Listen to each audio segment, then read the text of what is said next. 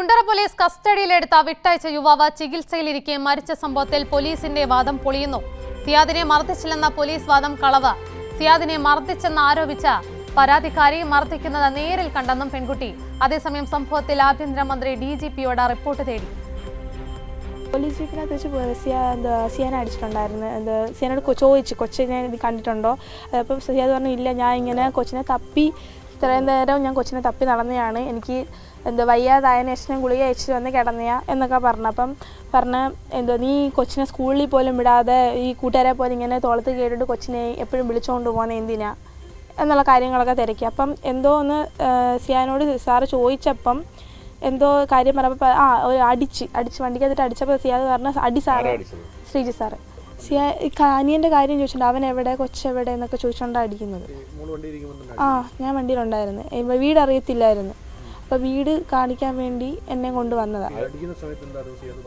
സിയാദ് പറഞ്ഞതെന്ന് പറഞ്ഞു കഴിഞ്ഞാൽ, സാറേ ഞാൻ ഇത്ര നേരം ആ കൊച്ചിനെ തപ്പി നടന്നേ, പിന്നെ ഞാൻ ആ കൊച്ചിനെ എവിടെയും കൊണ്ടുപോകത്തില്ലല്ലോ എന്നുള്ള കാര്യം സിയാദ് പറയുന്നത്. ശ്രീത്ത് മാത്രമായിരുന്നു, യൂണിഫോം അല്ല, കളറായിരുന്നു. അതിൽ സാറ് ശ്രീജി സാറ് യൂണിഫോമിലായിരുന്നു. പക്ഷേ ഞാൻ സിയാദിനെ അടിക്കണമെന്ന് ഞാൻ ശ്രീ സാറിൻ്റെ അടുത്ത് പറഞ്ഞിട്ടേ ഇല്ല. ശ്രീ സാറ് പറയുന്നത് പറഞ്ഞാൽ, ഞാൻ അച്ഛനെ അടിക്കരുത്, എൻ്റെ അച്ഛനെ അടിക്കരുത്, ശ്രീ സാറിനെ അടിക്കണോ അല്ല സിയാദിനെ അടിക്കണമെന്ന് പറഞ്ഞെന്നാണ് പറയുന്നത്. പക്ഷെ ഞാൻ അങ്ങനെ പറഞ്ഞിട്ടില്ല. ഞാൻ അതുപോലെ അവിടെ ഒരു കംപ്ലൈൻറ്റും കൊടുത്തിട്ടില്ല സിയാദിൻ്റെ പേര്.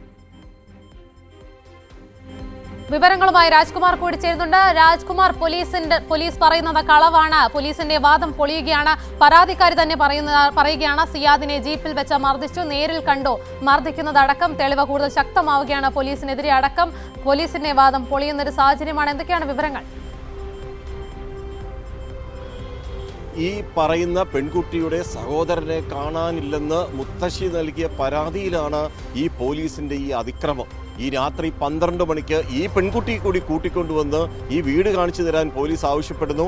ആ പെൺകുട്ടി ഈ ജീപ്പിനകത്ത് കയറുന്നു, അവിടെ കൊണ്ടുപോയി വീട് കാണിച്ചു കൊടുക്കുന്നു. 12 മണിക്ക്, അർദ്ധരാത്രി 12 മണിക്ക് ഒരു കള്ളപ്പരാതി അല്ലെങ്കിൽ തെറ്റായ ഒരു വിവരം നൽകിയതിന് ആ പരാതിയുടെ അടിസ്ഥാനത്തിൽ ഇയാൾ സിയാദ് ആണെന്ന് മുൻവിധിയോടുകൂടി ഈ പോലീസ് ഉദ്യോഗസ്ഥർ ഈ സിയാദിനെ രാത്രി 12 മണിക്ക് മരുന്ന് കഴിച്ച് സെഡേഷനിലായിരുന്ന മയങ്ങിക്കിടക്കുമായിരുന്ന സിയാദിനെ വീട്ടിൽ നിന്ന് ബലം പ്രയോഗിച്ച് കൊണ്ടുപോയി ജീപ്പിൽ വെച്ച് കോവിൽമുക്ക് എന്ന് പറയുന്ന ഒരു സ്ഥലത്ത് വെച്ച് ജീപ്പിൽ വെച്ച് കുനിച്ചു നിർത്തി ഇടിച്ചുപോയെന്ന് കഴിഞ്ഞ ദിവസം ഇതിൽ ഈ സിയാദിൻ്റെ മക്കളുടെയും അതേപോലെ തന്നെ രണ്ടാം ഭാര്യയുടെയും ഇത് മൊഴി വന്നിരുന്നു.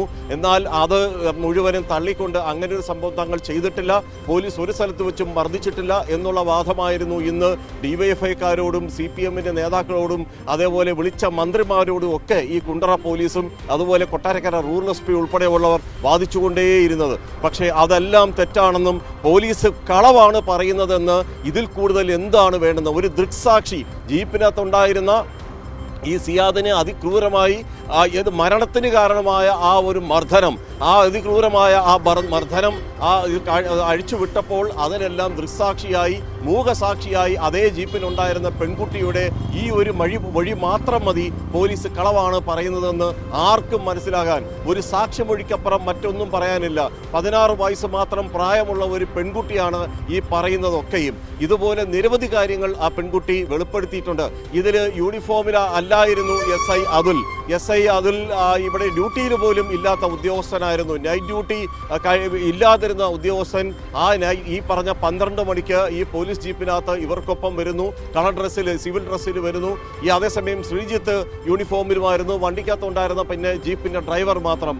3 പോലീസ് ഉദ്യോഗസ്ഥരും ഈ പെൺകുട്ടിയും ഈ സിയാദുമാണ് ജീപ്പിലുണ്ടായിരുന്നത്. ഇവളുടെ കൺമുമ്പിൽ വെച്ച്, ഈ പെൺകുട്ടിയുടെ കൺമുമ്പിൽ വെച്ച് തന്നെയാണ് സിയാദിനെ അതിക്രൂരമായി മർദ്ദിക്കുന്നത്.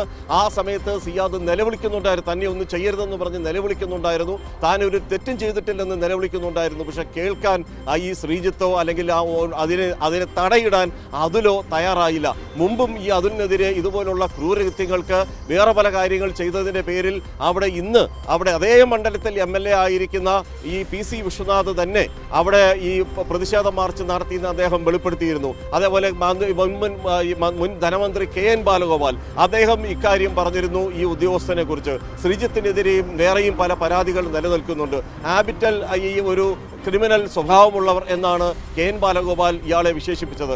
ഇന്ന് ഡിവൈഎഫ്ഐ ഏതാണ്ട് 4.5 മണിക്കൂർ നേരമാണ് അവിടെ സ്റ്റേഷൻ ഉപരോധിച്ചത്.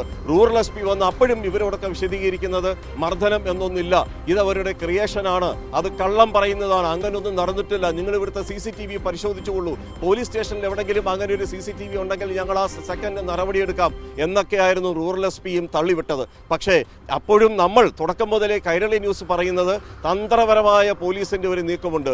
ഇക്കാലത്ത് ഈ CCTV കഴിഞ്ഞ 10 കൊല്ലത്തെ ഇടതുപക്ഷ സർക്കാരിന്റെ കാലത്താണ് മൂന്നാം മുറ തേർഡ് ഡിഗ്രി ഉണ്ടാകരുത് എന്നുള്ള ഒരു അനുഭവം. കാരണം അടിയന്തരാവസ്ഥ കാലത്ത് ഇപ്പോൾ പ്രതിപക്ഷ നേതാവായിരിക്കുന്ന ശ്രീ പിണറായി വിജയൻ ഉൾപ്പെടെയുള്ളവർ നേരിട്ട അതിക്രൂരമായിട്ടുള്ള മർദ്ദനമുറയുണ്ട്.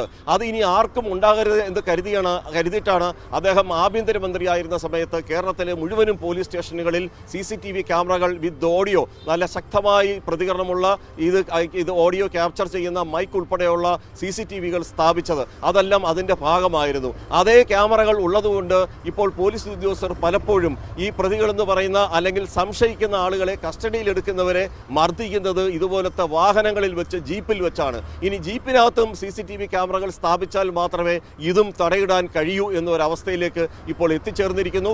ഇന്ന് DYFI പ്രതിഷേധ സമരം നടത്തിയപ്പോഴും CPM നേതാക്കൾ അവിടെ വന്നപ്പോഴും ഒക്കെ പോലീസ് ഇതേ നാടകം, ഇതേ ഡ്രാമ ടേപ്പ് റെക്കോർഡ് ചെയ്തു വെച്ചതുപോലെ അവരോടൊക്കെ ആവർത്തിച്ചുകൊണ്ടിരുന്നു. തങ്ങൾ മർദ്ദിച്ചിട്ടില്ല, കളവാണ് പറയുന്നത് എന്ന് പറഞ്ഞുകൊണ്ടേയിരുന്നു. പക്ഷേ DYFIയോ CPM നേതാക്കളോ അത് വിശ്വസിക്കാൻ തയ്യാറായില്ല. ഇപ്പോൾ അതിനെ ശരിയാണെന്ന് തെളിയിക്കുന്നതാണ്, ശരിവെക്കുന്നതാണ് ഇപ്പോൾ ഈ പെൺകുട്ടിയുടെ ഈ ഒരു സാക്ഷിമൊഴി. തീർച്ചയായും രാജ്കുമാർ, എന്തായാലും പോലീസിന്റെ വാദം പൊളിയുകയാണ്. ഈ ചികിത്സയിലിരിക്കെ സിയാദ് മരിച്ച സംഭവത്തിലാണ് പോലീസിന്റെ കള്ളമടക്കം പൊളിയുന്നത്. എന്നാലും സിയാദിനെ മർദ്ദിച്ചെന്ന പരാതിക്കാരി തന്നെ സ്ഥിരീകരിക്കുന്ന ഒരു അവസ്ഥയാണ്. എന്നാലും ഇതിൽ അന്വേഷണം അടക്കം ഇനി നീളുന്ന ഒരു സാഹചര്യം തന്നെയാണ് നിലനിൽക്കുന്നത്. രാജ്കുമാറാണ് വിവരങ്ങളുമായി ചേർന്നത്.